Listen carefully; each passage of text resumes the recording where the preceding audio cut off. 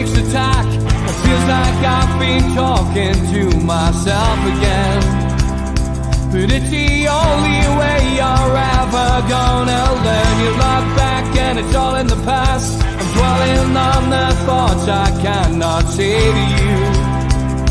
If I don't say the words, then maybe it's not true.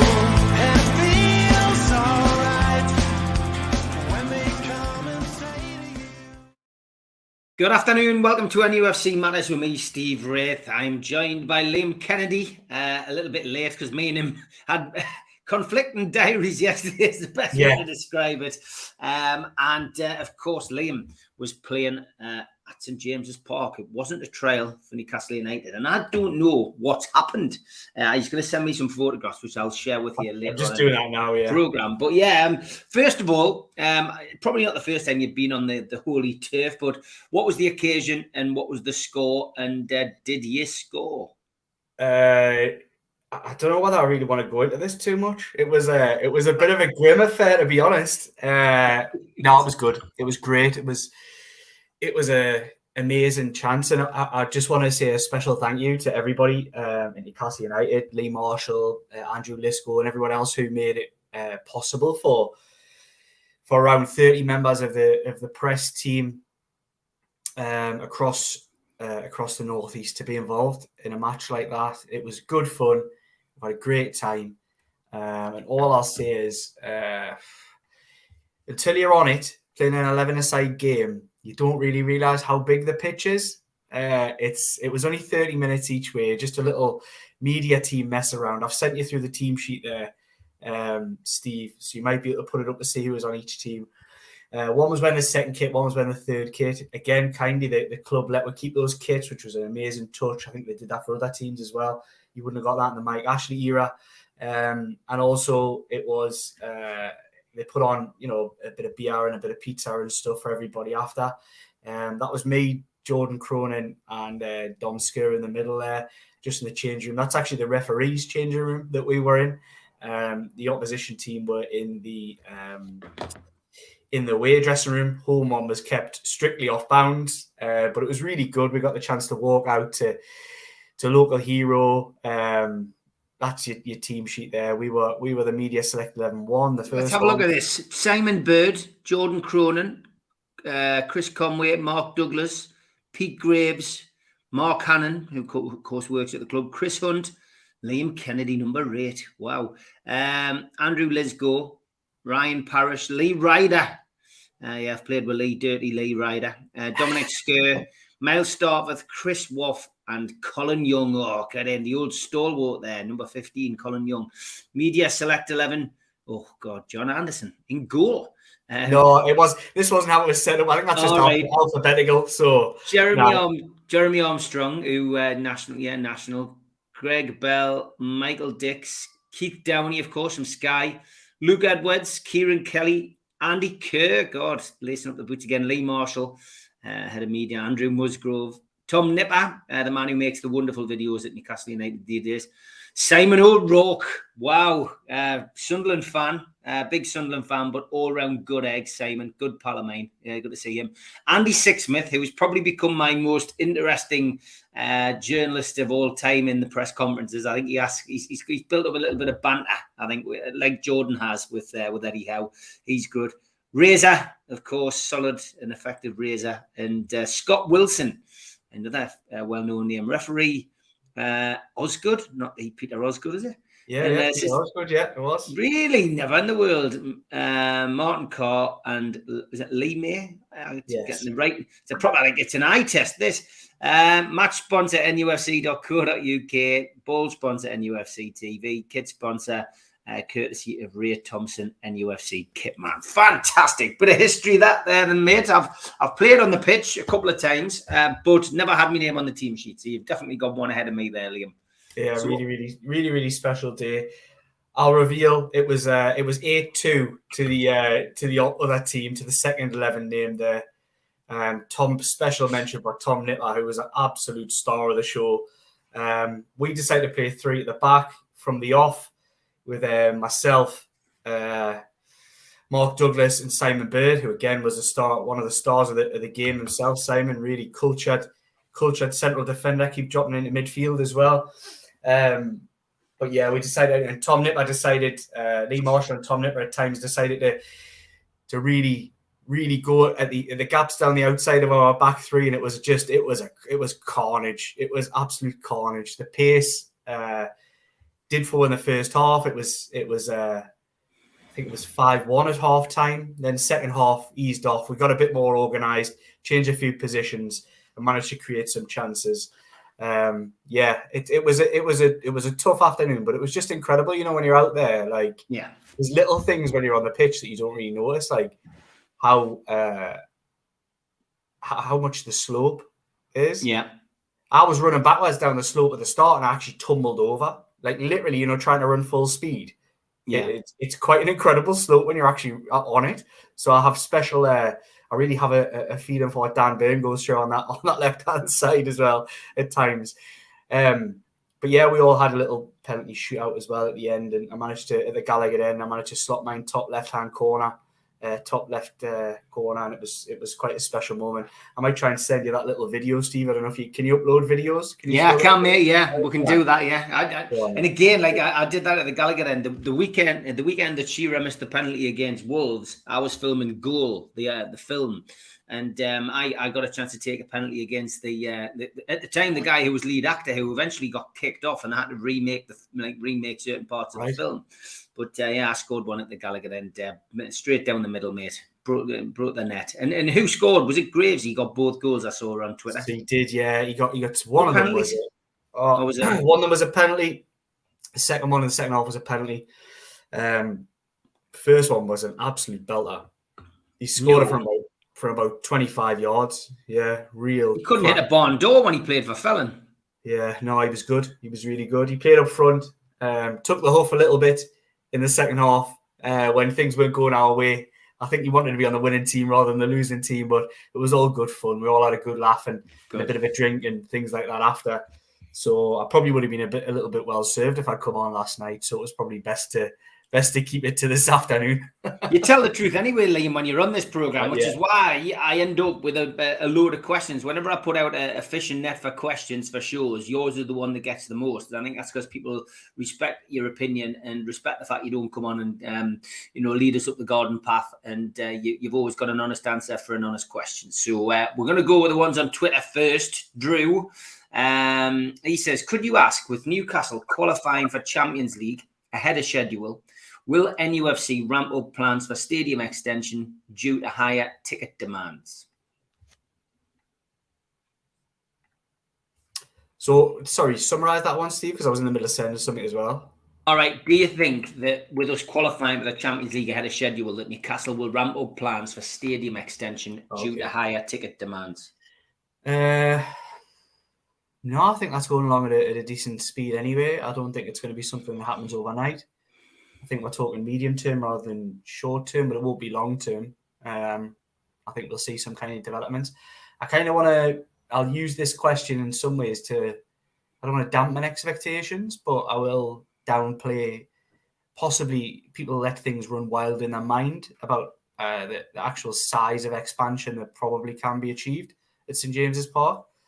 So realistically, if you just think about what you've got at the other end, I've spoken to a few people about this, and the idea is if you do the Gallagher like you've done the other end, you're probably only going to have max 6,000 to the attendance.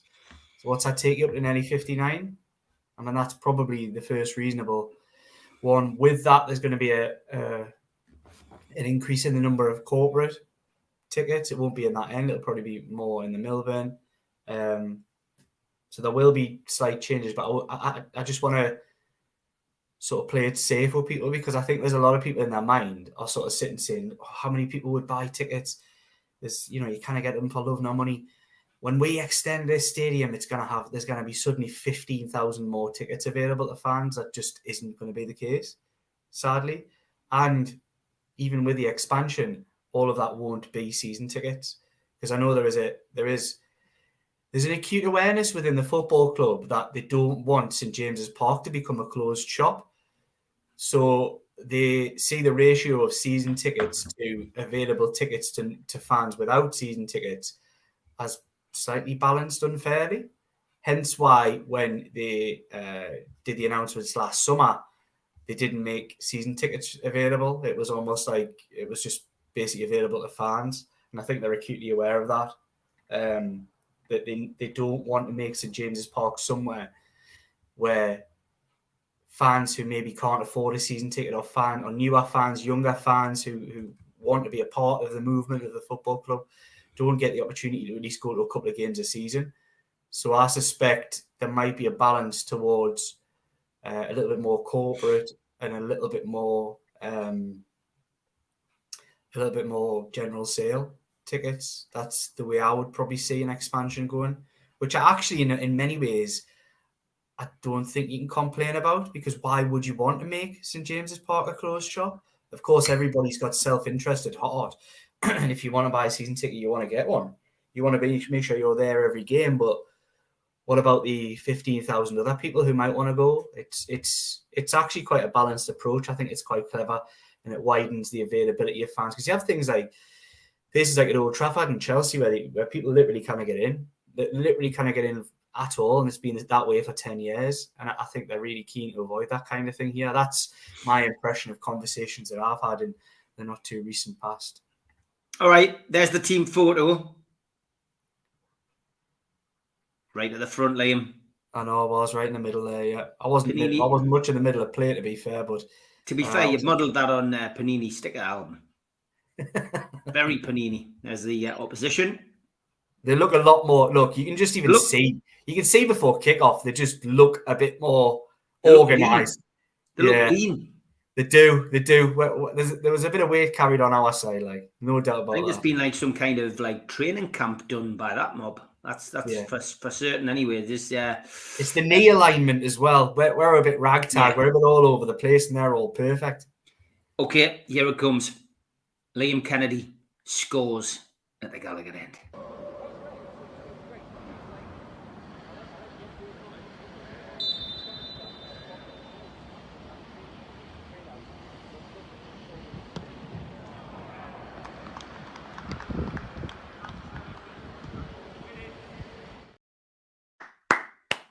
Brilliant, that, mate. I'm going to now have to try and dig mine out and play it on this format at some point, because I'll do it. I'll keep it for the next show that we do together. But that was good, mate. Really good. Nervous, even though there was nobody there? No, I had a rubbish game, so I had now to lose with a penalty, to be honest. I was just... It was one of those where it was a shootout, and that was actually quite crucial. We were 3-1 down in the shootout, and everyone was looking around saying who's going to take one. And I just looked and thought, I've got now to lose here. So just stepped up, didn't feel any pressure. Just thought, I'm just going to put this top left if I can. Class. Great finish. And that's why I didn't celebrate, because we ended up losing the shootout as well. Okay, Sid Stubbart, who's a good pal of mine, known him for many, many years. He says, what's Liam's thoughts on Sela as a potential new sponsor? He says, it could be argued that a company without Saudi connections would have been an easier sponsor and would curtail the sport washing claims, which, let's face it, Sid, we're always going to get them thrown at us. But Craig Hope went big with this yesterday, Liam. Certainly given a pointer by somebody that this is almost a done deal. 25 million pound a year, at least for the next 3 years, which is the level we were hoping for, I guess. Nothing will stop us as well going out to get other sponsorship packages, but that sounds like a fairly good deal. Any updates on this from your perspective? Have you spoken to Craig? I haven't spoken to Craig, but I think it's fair. The money from the conversations I've had is right. That's what it was always going to be, in and around that bracket with 3 particular companies all vying for it. I haven't had any official confirmation with regards whether it's definitively seller, but I think given Craig's standing and contacts, I think it's it's absolutely spot on to report that that's correct. And I think that there's some talking about have Newcastle undersold themselves, have they not? I mean, you're talking about a team with absolutely zero pedigree. You just have to look at some of these sites that kick around European coefficients and things like that. Newcastle United is as close to zero as you could possibly get. So that just shows that Newcastle United don't deserve to have sponsorships of the level of Tottenham Hotspur, which I know a lot of people are comparing. It's been 1 season since we fought relegation, and suddenly we've jumped into the Champions League. It doesn't work. Things don't work like that. There needs to be a legacy of success to start entertaining, getting up to your 40s and 50s per season, which other clubs do, and your 80s and 90s of 20 or 30 years of sustained success, which you see the teams at the very top of the division. So I think everyone needs to just chill a little bit with the criticism. I think 25's record breaking for this football club. A really, really good deal, and it will be the first of many, I'm led to believe. I don't think it's going to be the only one. And that's one of the ways that, look, it's key. They've got to make sure that revenues, I'll try and say this right. So thinking about it, Newcastle United have probably jumped ahead, I would argue, at least 1 season, potentially 2. I mean, a lot of people talking 3 or 4. That's not really the case. There was an expectation this season from within that they would be challenging for 6, 7. And everyone else was saying, I'll be happy with 10th in a cup run. That's not really how things work. Not when you're an ambitious football club. There was an expectation that they would have a cup run and be in 6, 7 contention. Then the next season, everyone has to remember, the Champions League is highly likely to go to 5 teams because of the reshape of the competition. So there should be 5 places on offer to English football, which is going to be the top 5 in the Premier League. So it's a little bit easier to get in next year. I think the thought was maybe next year would be the one where you'd be knocking on the door of 5, 6. So really, when they're probably, I mean, it might date badly, but I would suspect Manchester United will probably jump ahead of Newcastle United, which I know you can't be greedy in these situations, which maybe I am being. I was really liking the idea of, for the first time in Premier League history, the only team that Newcastle United have never finished above in the Premier League is Manchester United. So I was hoping we might get to that stage. But I think that draw on Monday, even though it didn't matter, and it doesn't matter from now, was probably going to end that. And I'll just add a caveat to that as well. I wouldn't be lumping your money on Newcastle to win on Sunday, even though they're playing a struggling Chelsea side who could have been able to buy a win for about 6 months. I think there's a few, and this is no criticism because they bloody deserve it. I think there's going to be a few changes, and I think there's a few kind of already in the mindset that the job's done. And look, who could complain that the football club and the manager's taking an ease off a little bit, and some of the players are easing off a little bit. We've seen, you may or may not have seen videos, photos of them doing karaoke in Cozy Joe's and going out for, drinks and burgers and Jesmond and all that kind of thing. And look, it'll get back to the serious stuff from today onwards, but I wouldn't be putting your life savings on Newcastle going to Chelsea and winning on Sunday with quite a few knocks, quite a few injuries, and a little bit of a we're ready for the summer mindset. Yeah, I would agree. Yeah, I wouldn't. I wouldn't be expecting much, but it might be an opportunity for some to come in and stake a claim and make a real performance of it. But yeah, I think so. The idea is that they've probably jumped ahead, I would say, by at least 1 or 2 seasons of where they should be at the moment. I would agree with that, mate. Extension may happen at some point, but we will just have to wait. Next question off Twitter was from Nathan. He says, "Hi, Liam and Steve. Which team would you most like to see us play in the Champions League? For old time's sake, I'd love to see Newcastle get Barcelona or Inter Milan in the group. Either one of those would be great. But I would like to see Real Madrid at St James's Park. I think that would be a big one for me. What about you, Liam? So, I've always said Real Madrid. They are the best football club on the planet. Always have been, pretty much, since, for much of recent history. So for me, I want to see Newcastle. I'm the opposite to you, Steve. I don't want to see we play teams we've already played before. I quite like the new experiences and new teams. So I would quite prefer that to go down the other route. The only problem I've now got with Real Madrid, given that they didn't win the Spanish league and aren't going to win the Champions League, is that they'll be in pot 2. That's defined that they will actually be in pot 2 of the competition, because it's European League winners plus Champions League winner, the 6 big winners, plus a Champions League winner and Europa League winner. So it looks like it's going to be 7 because Man City are already going to be in there. So it'll be 7 leagues winners. Is that right? Yeah, 7 league winners plus Europa League winner, and Real Madrid aren't going to be in that. So it would be a remarkably tough group if Newcastle did get Real Madrid. That Group B is already shaping up there. Well, the second pot, is already shaping up to be quite a tasty selection of teams, to be fair, because it looks like Dortmund are going to be in the first pot if they win the Bundesliga. Obviously, Barcelona win La Liga, so it means Real Madrid and Bayern Munich, 2 teams that I would like to see Newcastle United play, are probably going to be in the second pot. Look, wait long enough for this. I want to see Newcastle make a good account of themselves, and I don't really want to go into this tournament with a tourist mentality. But you get to the top level, you play top teams. That's the top end of it.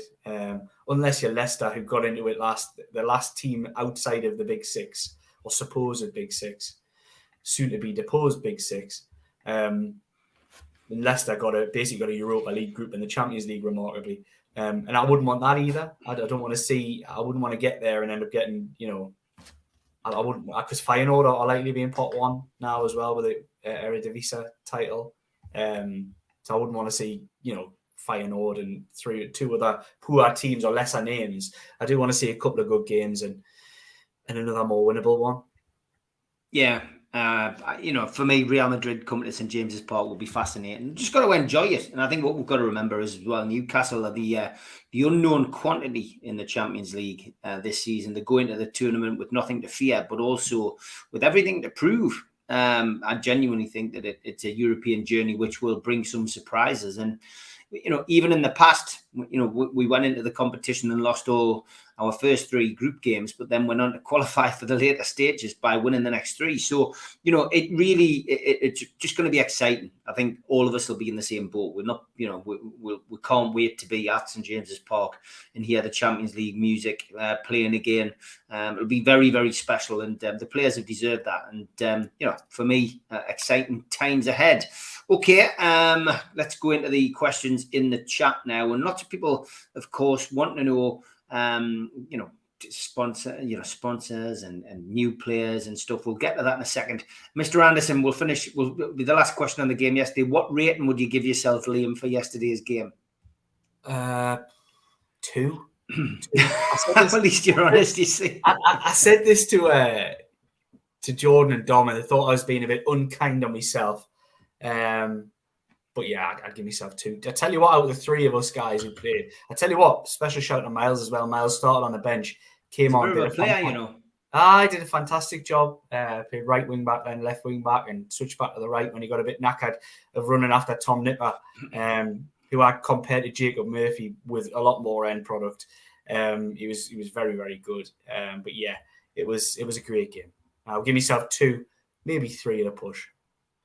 Steve wants to know, will all of the out-of-contract players leave Newcastle this summer? Without having a list in front of us, it's a difficult question to answer, but it's a difficult question to answer anyway, because there's some strange noises coming out, which do have theory behind them. Obviously, there's an idea that Matt Ritchie will leave. He's on quite a big contract. But I know he's really, really well liked by Eddie Howe, understandably so. He's been a fantastic player around the place, like genuinely very, very good for for morale and keeping intensity up in training and everything that he does. I know he's always wanted to go back down south, so I wouldn't say he's nailed on. But Paul Dummett's the other one that's like, and Gillespie possibly, Gillespie less so, but definitely Dummett, I would say, because of the Champions League rules, you need a certain amount of homegrown players and he automatically ticks that box. So it wouldn't be a surprise to see him get a new deal. And I mean, depending on the strength of the 25-man Premier League squad, I mean, it may be the case that he's named in a Champions League squad and not a Premier League squad. It might be the case that he's named in both. I don't know. So I think Dummett, despite not really kicking a ball, ticks a huge box when it comes to, because it's 4 players in the 25 who've got to tick that box, and there aren't many who tick that box at all in Newcastle United's squad at the moment. So it could be one where he gets a deal on that basis. Plus, he's a good character around the place. It's not like he's bad, but it's one of those, that rather than fill a squad with players who you think were slightly better, it might be a case of continuity that some of them are kept on board, which you would think would normally go. So looking at it that way, I think Karius is nailed on to leave. Goalkeeper situation is going to have a lot of changes, realistically, because Karius, Dubravka, Darlow, who's still got a few years left on his contract, and of course Gillespie are all big question marks over the future. So we could see quite a turnaround in that department, I think, moving forward. Goalkeeper situations, definitely need to be sorted out. Some people feel we'll need a new goalkeeper. We'll be doing transfer shows throughout the summer, so don't worry, you'll still be getting your fix of NUFC matters each day. Chris wants to know, can they get a training sponsor as well as a main sponsor? Yeah, I think so. I think get a sponsor for anything these days, can't you? Yeah, I would expect. I'm speaking out of turn here. I'm just going to think this through before I say anything. Yes, so I do think they're going to sponsor a lot of things, and as well as the shirt sponsor, I would keep an eye out. And I don't know if it's going to end up being connected to the shirt sponsor or not, but it's definitely worth keeping an eye out for. Something in the summer, which involves teams and St James's Park. I'm not going to say any more than that. Is that intriguing enough? Does it kind of? I'm just trying not to give too much. Yeah. Okay. Teams and St James's Park, and a sponsor. Right. Okay. So there we go. It's a seed planted in Newcastle United fans' minds. And now there isn't any qualifying rounds, Tom. It's straight into the rounds, straight into the games. There's no, there's no third or fourth worries this time round. It's changed the format of the Champions League. So good news for us, I guess. Tom did ask if ASM has a future at the club with us playing Champions League football next season. And he also asks, should we go for Harry Kane because he's missed out on Champions League football this season? So 1 in, 1 out. Tom wants to pick your brains about and get your thoughts on that. What's your thoughts? Sorry, what was the first question? I was just taking a message. ASM to leave? Yeah, I think that'll probably happen. Mm-hmm. Yeah, okay. I don't really see. I don't see a long-term future for him at Newcastle United. I don't necessarily think he's a definite to leave. I think he wants to stay in some respects, but they would have got rid of him last year if they could have found takers. They essentially were asking too much money for him last year. That's the problem. So I think there'll probably be an adjusting of minds on that one. And I think they'll accept a much lesser fee. I'd be surprised if you get more than £20 million for Alan St-Maximin in the current market. That would be my suggestion. And if Newcastle are willing to accept that, then I think you'll definitely leave. And Harry Kane, he's too old for me. It's not even. He's on far too much money. But like, if you get linked to any of these players who are in that, I've talked about on this show before with fans that need to understand.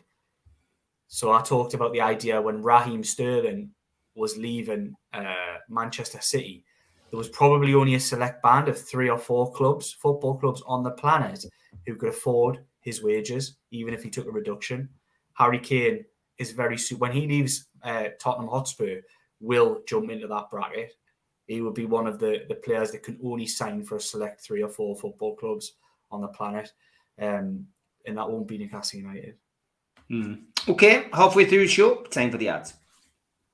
A big thanks to all our sponsors: Skips and Bins, telephone 0800 25 45 25 3, email inquiries at skipsandbins.com, website skipsandbins.com, easy contract free and pay-as-you-go waste collection.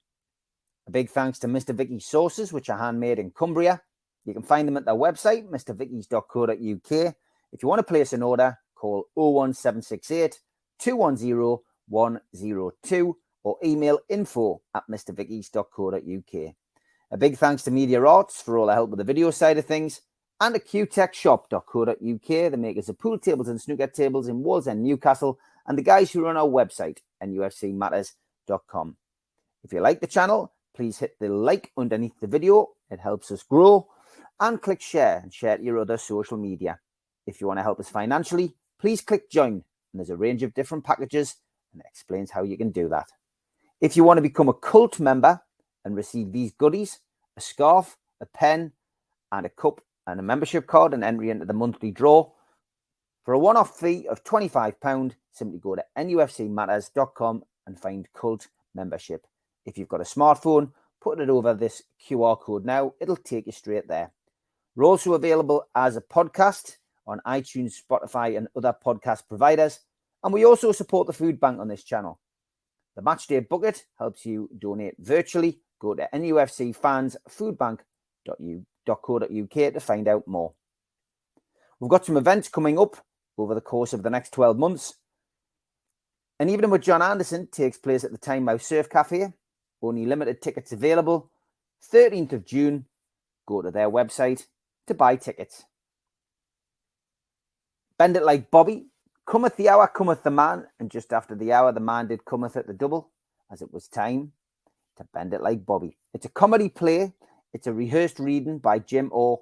It features myself and a few other cast members. Friday the 16th of June. Tickets on sale at newcastlelegends.com, and they're only £5. An evening with Frank Clark. Well, this is our Christmas due.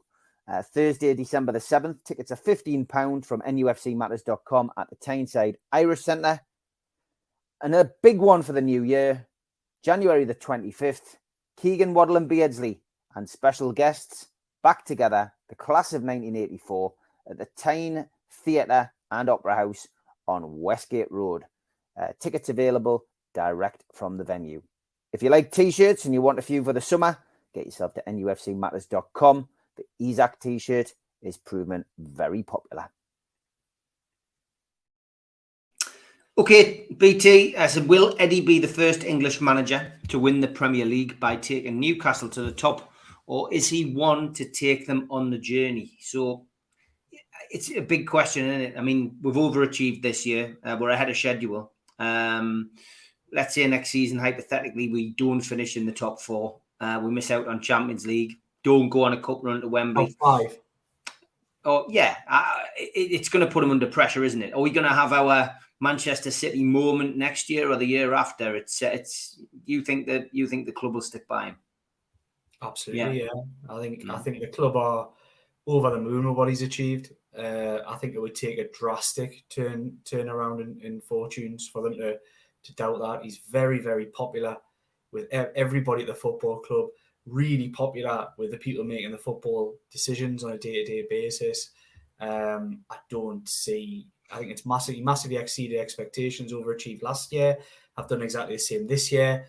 And for me, there is an understanding by the ownership group that they see that he's overachieved.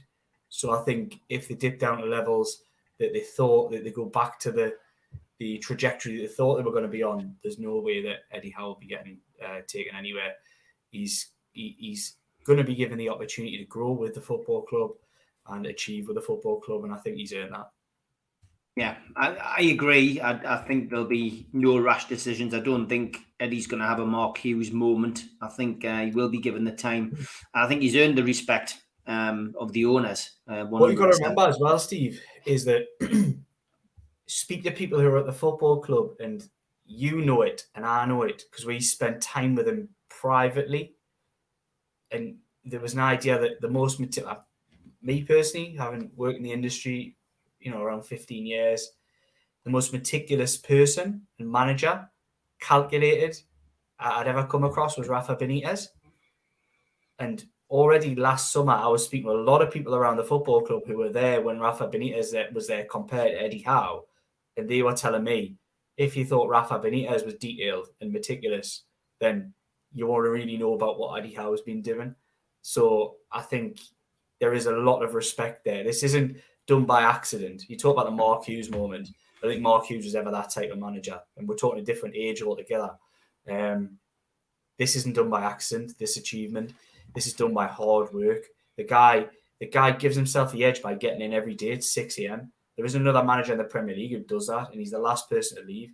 He's a committed, hard-working manager, the antithesis of the manager that we had previously at this football club, and I think everyone will respect that. And even if things take a dip in form, it's not going to be because he's slacking, and I think fans should fall back on that and see that as well, that even if things don't go as well, it's not because he hasn't prepared. It's not because it hasn't done this, hasn't worked them on the training ground. It's not because the players are upset. This is a meticulous, driven, ambitious manager who will be given the opportunity to go up and down and dip. And I think I foresee at this moment in time, it's difficult to see. You can never predict this in football, but as I sit here in this moment, I'd struggle to see why he wouldn't be here for years to come. Yeah, I think that's the way that they want it as well. They don't want to have, the carnage of, a rash decision. And then I think he's earned the right. I think he's done a cracking job. Question for Liam. We know Newcastle are looking for a feeder club. Would Austria be a good place? As RB Salzburg have a wealth of talent due to not needing work permits? You couldn't do that because they're already part of another group. I'm not saying Right. Austria couldn't work with another club, but you couldn't do RB Salzburg. Okay. Next question is from Johnny. He says, question for Liam. Stato from the Toon Review mentioned this and seemed a good point, but does Liam think Howe will be recruiting players based on their attributes, then coach them into different positions and roles? It's an interesting question. No, I think he'd be trying to sign good players that he sees fit the roles as a priority.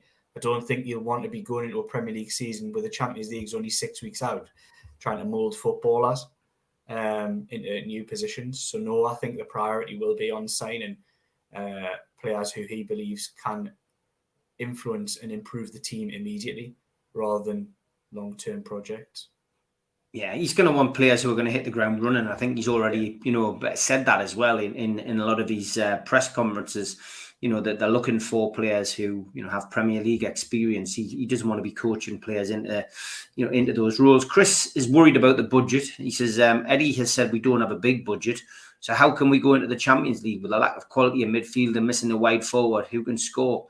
We don't have these players. So stop worrying. Stop worrying, first of all. There's no point worrying. You would have said at the start of the season, how can you qualify for a Champions League with the team that we've done? He's went and done that. You can do a lot with a group of players if you've got the togetherness and belief. And yes, they need to strengthen and they need to add depth into the squad. Don't worry about how much money is spent. They will add strength and depth to the squad, I'm sure. Yeah, like you said, don't panic. I think is the right phrase. Why would you worry? Why would you worry when we've already achieved what was actually absolutely unattainable for 15 years? It was never even a conversation. It wasn't even, you all went to bed at night and not once did you ever dream that we'd be back in the Champions League because it was so ridiculously unattainable on the previous owner. Eddie Howe's done it in 18 months. What on earth is that worry about? That they won't spend 500 million like Chelsea and balls it all up. Like, what's the worry? Let's just trust them. They're getting it right this far. I think they've got enough cash in the bank now in terms of mistakes to go and, if they do fail and he doesn't build a strong enough squad, they'll learn from it and improve from it. I wouldn't worry about it. Liam, what do you think of Liverpool going to the referee governing body to seek an explanation for the contentious decisions which ended their late bid for Champions League football, says Tom? Hilarious. great. Crack on. They'll get the answer from PGMOL, I can assure you. They'll get absolutely nothing from that, and they're just making a fool of themselves like they have done. Jurgen Klopp's done all season. Yeah, I just think it's laughable. It really is. I mean, they're just making themselves look fools, aren't they, really? Alan says, good to hear about how I think he's earned a shot at taking the team to the next level. He's the best boss. Geordie Jedi says, if Rafa didn't take the Everton job, they would have given him the Toon job. Thank God that didn't happen. I wouldn't say, look, I think that's really harsh on Rafa, to be honest. Me too. Thank God it didn't happen, because Rafa would have been a great appointment for the football club. But in Eddie Howe, they've managed to trump that in the achievements. There's no reason Rafa wouldn't have done the same thing, but he would have done it in a slightly different manner. So I don't want to sit here and say, thank God we didn't get Rafa, because I think he was a tremendous character for the football club and took the job in a really, really difficult time and guided we're back to where we belong to be. You know, the fact that him and his team were partly responsible for bringing Amanda Staveley to the table. Look, Steve, you're downplaying it because you know more than anybody else. Like Rafa's team was not partly responsible; it was wholly responsible. Owen Brown is the reason, in my opinion, why this football club's got new ownership. That's the way I look at it. Yeah, it's true. Yeah, it is. I mean, had it not been for Owen, getting Amanda to come here when PIF's eyes were elsewhere, then it would never have gone through. So yeah, it's 100%. There should be a statue built of Owen Brown. It's in James's Park, and people will come up and go, "Who the hell's that?" But for obvious reasons. Tom says it's great to see Gareth Cowell score last night for Hearts. It certainly was. We've spoken about him a few times on the platform over the last 8 or 9 months, and not really had a run of games to speak of up there, been unused substitute quite a lot of the time that he's been there, but took his goal well last night against Rangers. Took it really well. I think he's a player who could have a future, but I think that future is a little way down the line. I'm sure he will have learned as a player and a person about certain things about himself and about his game in this tough period. And it quite often happens with first loans. I mean, you're talking about a lad who has come from Australia, where he'd only ever made substitute appearances in his career. He'd never started a football match, not even in Australia. So it's a big jump. And I know people will joke on about this. I worked up in Scotland for a while and joke on about the Farmers League rubbish and all that kind of thing. Look, the standard isn't great at times. Some of the standard of footballers is awful, actually. In the top division of Scottish football, it's a strange one because of the pool of players that you get. You can get certain teams where there's a couple of Premier League players in there potentially, but then there'll be lads who wouldn't get a game for Blythe Spartans in the same team because it's such a small pool up there. But I think it's been a tough learning curve for him. Being thrown in at that level of football and expected to deliver. It's physical, and I think look, he'll learn stuff from it. But I think anybody expecting Gareth Cowell to be part of the first team squad next season probably needs to get a head of shake. Because like I say, the lad hadn't even started a match before he came over to the UK. And I think another good couple of loans would be the only way we'll find out whether he'll ever be ready for this level of football. Chris says, Liam, every top side's got goals from the wide players. We don't have that, sorry. But it's a fact that all top teams have goals from the wide side. It's not money, it's goals from wide. Like the Arby, he goes on to say, I don't mean to sound rude, Liam, it's just you look at every top side, they all have inside forwards. Madrid have Junior and Rodrigo, Barca have Torres, Rafinha, Liverpool have 5, we have none. Maybe something to address in the summer, Liam. Well, I think that's exactly where they want to strengthen. I think one of the key priorities is to improve on one of the sides. I think the hope is that it can sign at least one midfielder as well, which would allow them to play Joe Linton on the left-hand side as a wide forward, which suits his game. That's the best place for him. And I think if you can get a couple of midfielders in, then they'll be much stronger for it in that department, with the idea that Joe Linton can drop in if he needs to. But I think we've seen that end-of-season form of his when he was out there, and he had to be brought back in because of the injury to Sean Longstaff. I wouldn't have bet against Joe Linton getting double figures. And look, every team does have them. But if you use Joe Linton and Miguel Almiron as the examples of Newcastle's probably strongest strength inside forwards, One's got 11 and one's got 8. And I've no doubt the other one would have hit double figures as well had he been allowed to continue his season as a left forward. But they need to improve. And I think the idea, I understand, would have been to improve on Almiron's side. Okay, Stephen says, do you think our weakness this season, he says, I hate saying that, he says, was that we weren't punishing teams with the number of corners and set pieces we had? Been a marked change in set piece delivery. Don't know if anybody's noticed that. I thought it was a deliberate ploy. Let's remind us. I thought it was a deliberate ploy to attack Jason Steele and his lack of height against Brighton, where they were pinging balls in. Trippier's sole purpose with corners was to ping it in on top of Jason Steele. They eventually got the first goal from that with a field flick at the front post from Undav. But then again against Leicester, the sole tactic was ping it right in on the goalkeeper, which did end up causing problems again. So there has been a marked change, but I think in general they've tried things this season, but probably not tried them enough. And I think I'm not going to criticize Kieran Trippier because I don't think it's the delivery that's the problem. I see a lot of people talking about that. For me, it's that Newcastle don't have enough aggressive attackers of the ball in the opposition box. We've got a tall side, but not nearly enough defenders who attack balls. You've got Byrne, Shea and Botman, none of which have shown any signs that they're aggressive and will attack the ball like a Jamal Lascelles did, and someone like Kieran Clark who scored goals from centre half, Nikos Dabizas and players like that in the past years gone by. There's no real Newcastle United aggressive headers in that defensive unit. And look, I think it's probably a fault of theirs that they've consisted trying to get it in on the tall men because it's just not worked this season. But I've got to say, in the last 2 games, I've noticed a marked difference in the style of balls it's gone in. And it does seem like they're firing it in at the goalkeeper and hoping for mistakes or little melees. And they've scored a couple of goals from it the last few games. So long may it continue. Yeah, long may it continue, indeed, and plenty to look forward to next season, guys. There really is. Is it true that Ashworth had some of his team at the press match, Liam? Watching you. I wouldn't want anybody doing player ratings on us. Never mind, we normally do it on the players. Jesus, I wouldn't want player ratings on us. There'd be some low marks kicking around. I know that. Mighty Win says the main problem this season is not converting good chances. We're worst in the Premier League for that, which is an interesting stat. But nobody said we were perfect. There's plenty to work on. That's for certain. Alan says sign Ugart, Diaby, centre half and left back, and we are sorted. Chris, continuing his conversation with Liam, says, yeah, Liam, I rate Miggy on the left, but we do need a goal threat to open defences up. But Miggy's 29, so I can see that with our budget getting Diaby.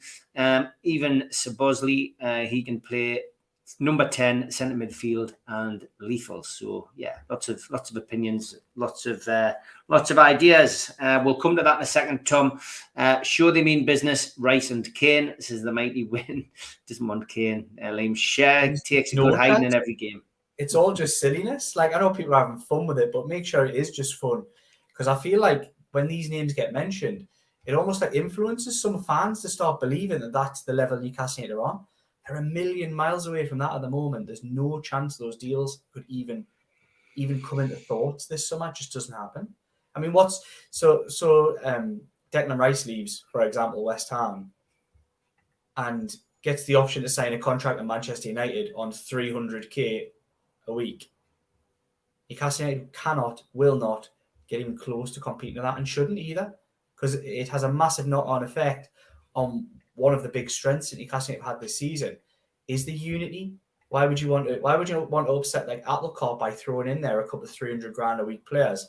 Then all of a sudden you've got Bruno saying, well, wait there, that new deal I'm just about to sign, that's only on 150. Why am I not on 300?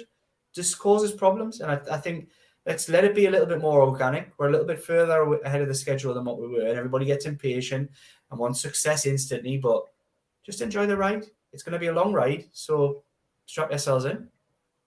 Yeah, enjoy it, folks. Enjoy it. That's the whole thing. And who would have thought that for us Geordies this summer, Christmas is coming early, says Stephen. Michael says Trippier's delivery is spot on. Just a shame Big Al isn't in the box waiting. He would be licking his lips. Ward-Prowse would be a good signing, says Mark. Not for me. I've heard him linked, and I think he has been on long lists of transfer targets, but he's not the level of player that I want to see sign at Newcastle United. Lacks a massive level of mobility. I think if you're going to go and sign a Ward-Prowse, you may as well take a Tielemans if that's the level of player that you're going to go, because there's a similar level of mobility between the two players. And the Supermac says, and we'll have our second podcast today, it'll be 5 o'clock till 6, Supermac and Gibbo. He says, why sign players from relegated teams? And I mean, somebody pointed out in the chat last week, Nick Pope was from a relegated team. But I think the point is that people are saying, well, sign Madison, sign Tielemans, sign Ward-Prowse. You know, you don't want to be going to sign a whole team of relegated players. Otherwise, you end up with a team of relegated players. So, you know, there's a reason they've been relegated. I don't understand Malcolm's philosophy, you know, and I can also understand, you know, some of our viewers, but I still think Ward-Prowse would be an improvement. I think he would fit Eddie Howe's remit, and I think we all have to trust Howe that whoever comes through the door, A, he will have had some say in it, and B, he'll be confident in his own ability to bring the best out of them. Liam. Yeah, definitely. I think just trust what he's done so far. You didn't expect him to have done this well, so could have been a bit slack with the summer. I don't. You wouldn't have. I think very few people would have signed Dan Burn, given the option in that first window, and look at what he did. So I would just leave it with the manager. Yeah, leave the manager to do what he does best. James Ward-Prowse, Rice, and Madison would be nice additions, says Stu. Players said they love new quality players coming in, meaning they won't mind being paid less and understand it. I'd have Ward-Prowse's quality, says 210 Records.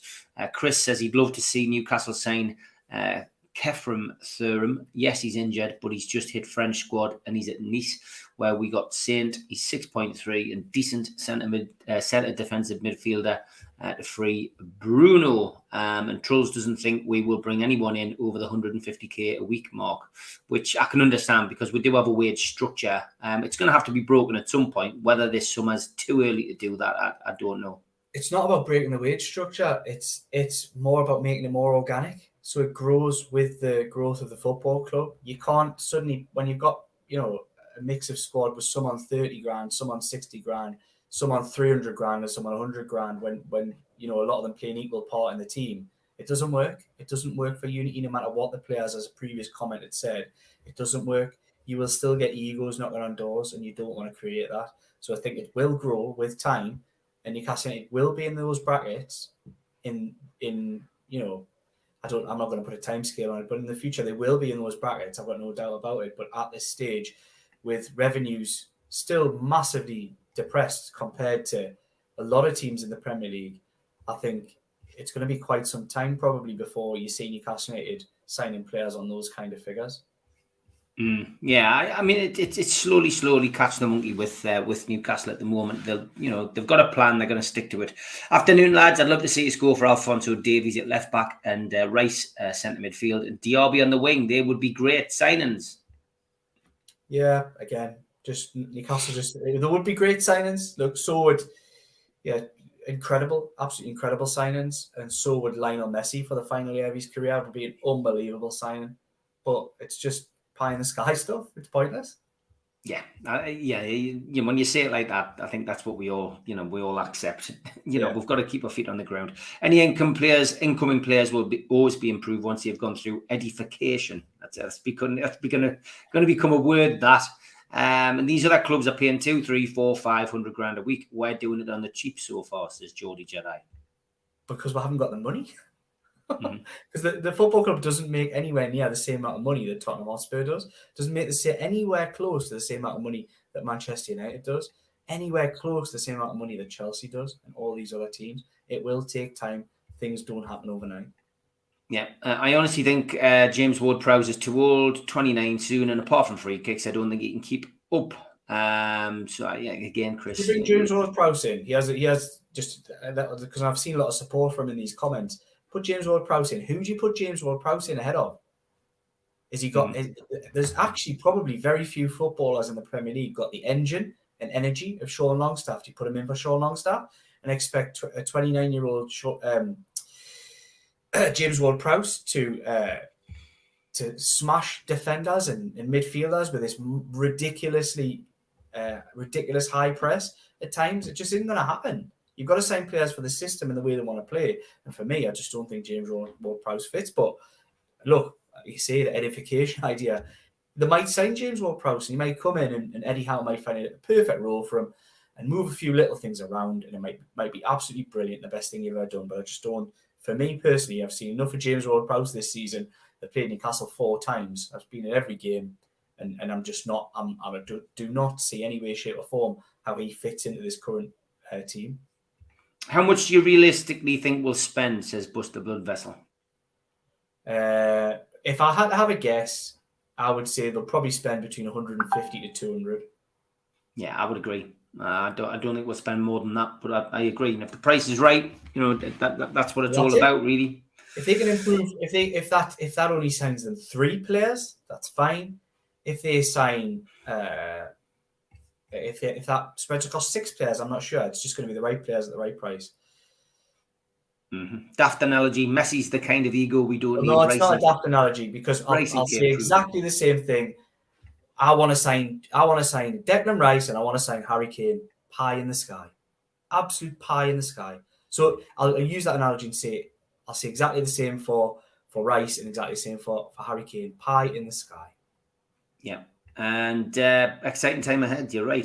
Troll's 150, 200 million will get us what we need, in my opinion. Yes, of course it will. I agree. And there'll be players who will come back again next season. We've just qualified for the Champions League and been to the Carabao Cup final with this team. They won't suddenly become a bad team overnight. A lot of these players will be able to do the job next season, but they do need support. We do need additions, and that's the key. And the additions have to be the right ones. And those going out, there will be some big name players going out who, are either coming to the end of their contracts or whatever. But we've got to make sure we replace them. That's the key. Okay, and Newcastle United play Rangers in a pre-season friendly. If you want to go, the initial points requirement is 50. There's an allocation of 8,000. Adult tickets are 25, over 65s 20, under 16s £10. Tuesday, July the 18th, 7:45 p.m. Get your tickets now. They're on sale from the club website. Newcastle, of course, play away to Chelsea this Sunday, 4:30 kickoff. All 3,000 tickets are sold, and there is no UK TV coverage for this one. Referee and VAR to be confirmed at this moment in time. As Liam has already said, Newcastle, I think the job's done, are busy relaxing a little bit, it has to be said. Chelsea, who haven't had the best of seasons, is that an understatement? Maybe it is. Brozier, Barry Shield, Kante, Reece James are missing through injury, and Kurikella, Chilwell, Mount and Kovacic, we don't know whether they're going to be available either. This is a nothing game for both teams. Should be a typical end of season fare, and we just need your prediction, Liam. I never really predict Newcastle to get beat, but I'm definitely going to on this one. I'm going to stay conservative, and I think it'll be a 2-0 loss. That's the way I look at it. I think. All right. I think there'll be changes, and I think it's just a mentality thing. I think speaking to people in and around the club, as I have done in the last few days, I think the season's over. I think the season's over. And look, I don't see how anybody can be critical of that. I really don't. It's the job is done. The previously unattainable idea of a Champions League campaign is reality. So why would you keep flogging it when players have got knocks? And like I say, the idea was of it with Nick Pope, who's been carrying that injury that he's out with, and he's had his operation. It could only be fixed by having an operation, and he's been carrying that injury. If you remember, he pulled out of the last England squad as well with the same injury when they went across to Dubai, and it was always a case of, if they qualified before, he would have missed the last couple of games. He would have missed Leicester as well. He would have went in for the operation. Or if they still hadn't qualified as we sit now, he would have went in at the end of the season after Chelsea. So he was just waiting for the point when they've qualified to go in for the operation. And that's happened. So if you use that mentality, there's a few others carrying knocks. So it'd be no surprise to see quite a few players taken out the team. They might not go down that route, but I think they will. I think I'll be very. We know we're going to see a new keeper. I would be surprised if it isn't Dubravka. I think you'll see Ashby have a run out in the game. Possibly, I think you'll have Lewis Miley will certainly feature at some point. I think Elliot Anderson will probably start the game. I'd be surprised if Trippier's playing. Why he doesn't need to play. Bruno possibly. If the ankle isn't. I just don't see why. I mean, Bruno's told some of the lads who spoke to him last week after the game against Leicester, or maybe I think it was after the game against Leicester, that he wants to play in the game, but he's not going to say anything else, is he really? No, why? When a lad's been away with the World Cup, I know he didn't play much, but he's had a very long season. If I was Eddie Howe now, and even with Trippier and Wilson, who are going to go away with England, for the international boys, for me, I would probably be saying to them, look, lads, go and get yourselves a few days with your family before you go to an international. I wouldn't even have them in the squad on Sunday. Wilson's going to want to play to hit 20 goals. Yeah. That's one of the things. I would leave it up to them and say, look, if you really want to, you can play. Yeah. But the option's there if you want to go and have a few days, because it has, even without the World Cup, it's been a bizarrely long season. It's felt like it's gone on forever. Yeah, it has. So I would give them that break. I think Gordon will start Buster Blood Vessel as well. It's the last game of the season, so they'll get a lot of rest after the match, says Trolls. And Paul just says, I agree, Liam. He says, but people paying a lot of money to travel down to watch the game. I hope we'll give it 100%, which every team in black and white will give it 100% under Eddie Howe. There's one person who won't be resting, and that's for certain, and that's Eddie Howe. I couldn't believe walking around the ground 4 hours before kickoff, as I did, to go and do a tour of the ground, and who's pulling in? Eddie Howe. I mean, the guy's got a great work ethic, and he won't be letting the grass grow under the feet. He'll be making sure that the lads go out who play in the black and white shirt will do it. Target, yeah, there's another one. Maxi. Look, I get it. I get you've paid a lot of money to go down. What would you prefer? Would you prefer to swap and have a jeopardy on this game and potentially not qualify for the Champions League? You want to see a good team. I want to see Newcastle in the Champions League next season, so it's a trade-off. How can you complain? You're getting a weekend in London, go and enjoy yourselves. I'm certainly going to. Yeah. I mean, the lads I travel down with, we're going to go down, we're going to have a good time. Newcastle get beat 3-0, well, so what? We'll qualify for the Champions League and we'll wave all the Chelsea fans off. We've got no European competition next season. Great. I wouldn't trade that for the world. And the name whose name I never say out loud, we'll just call him Mr. Ice. Well done, Geordies, he says. Enjoy it while it lasts. We will be back. You'll never walk alone. Yes, you will be, mate. You will be. You might just pick Manchester United. You'll be cheering Chelsea on tonight, I bet, Ice. Do you think we'll have a major clear out? Yes, we will, Buster. And we'll be speaking about the transfers, ins and outs for the next couple of months. Liam and I will be back next week. And I will be sending everybody who does the shows a list of awards to hand out next week. So it's we'll be looking back on a fantastic season and handing out their own awards. But for now, Liam, great to have you on, mate. Speak to you soon. Take care, pal.